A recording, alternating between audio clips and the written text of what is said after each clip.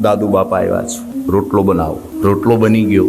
પછી કીધું ભગત, હા દૂધ મેળવી દીધું છે, છાશ નથી, દૂજાણું આપણે ત્યાં નથી. બેયનો સંવાદ આ સંત સાંભળે છે. શું છે બેટા? બાપુ દૂધ નથી. કરે આ એક ઢાળિયામાં ગાયું બાંધી દોયાવો મારો બાપ. અચરજ થયું બેયને. આપણે તો ખાલી બળદની જોડી છે, ત્યાં ક્યાં ગાય છે? પણ વેણના વિશ્વાસે બોગડું લઈને ગઈ છે ગંગાબાઈ. બોગડું લઈને ગઈ એક ઢાળી. દૂધનું બોગડું ભરીને આવ્યા, વાળું પાણી થયા. સવારે દાદુ ભગત ગયા.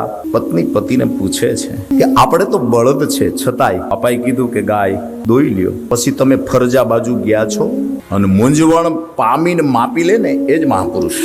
વેણ ઉપર શંકા ન થઈ, શ્રદ્ધા બેઠી. સંકેત દેખાણો એટલે ખુલાસો થયો. જઈને જોયું તો બે ગાયું છે, હવે બળદ નથી રહ્યા. તો તમને એમ થાય કે આપણે આવું હશે? કોકદી જાજો પાળિયાદ. હજી એક વંશ વેલો એવો છે કે ગાયની કુખમાંથી બળદનો જન્મ થાય છે. માન્યામાં નો આવે તો જાવું કોકદી.